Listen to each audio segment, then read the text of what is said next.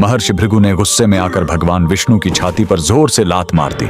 छाती पर माता लक्ष्मी का वास होता है। इस अपमान से आहत होकर माता लक्ष्मी हमेशा के लिए वैकुंठ छोड़कर चली गईं और यहीं से शुरू होती है दुनिया के सबसे अमीर मंदिर तिरुपति बालाजी के बनने की कहानी। वैकुंठ छोड़ने के बाद माता लक्ष्मी सीधे पृथ्वी पर आ गईं। यहाँ दक्षिण में एक राजा थे, आकाश राजन। एक दिन जब राजा एक यज्ञ के लिए मिट्टी खोदने के लिए जमीन पर अपना कुदाल चलाते हैं, तभी जमीन फटती है और एक चमकता हुआ कमल का फूल बाहर आता है। उस फूल में एक नन्ही सी दिव्य बालिका थी। राजा ने उस बच्ची का नाम पद्मावती रखा और उसे अपनी राजकुमारी की तरह बड़े लाड़ प्यार से पाला।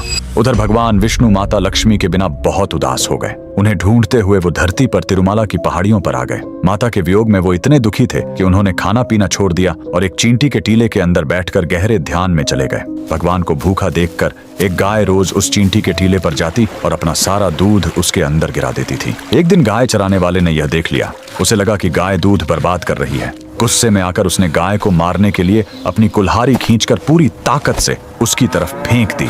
उस बेजुबान गाय को बचाने के लिए भगवान विष्णु तुरंत उस टीले से बाहर निकलकर सामने आ गए और कुल्हाड़ी का वह भयानक वार अपने सिर पर ले लिया। घाव बहुत गहरा था, सिर से खून बहने लगा और उस जगह के बाल हमेशा के लिए झड़ गए। भगवान को दर्द में देखकर वहां मौजूद उनकी एक परम भक्त नीला देवी से रहा नहीं गया। उन्होंने बिना एक पल सोचे तुरंत अपने सबसे सुंदर और घने बाल काटे और भगवान के घाव पर लगा दिए। बाल तुरंत प्रभु के सिर से झुर गए। उनका यह बलिदान देखकर भगवान ने नीला देवी को वरदान दिया, कलयुग में जो भी भक्त मेरे दर्शन करने आएगा और अपने बालों का दान करेगा, उसका सारा अहंकार और पाप नष्ट हो जाएगा। बाद में भगवान विष्णु जो धरती पर श्रीनिवास के रूप में रह रहे थे, उनकी मुलाकात राजकुमारी पद्मावती से हुई और दोनों का विवाह तय हो गया। चूंकि पद्मावती एक बहुत बड़े राजा की बेटी थी, इसलिए एक शाही शादी की जरूरत थी।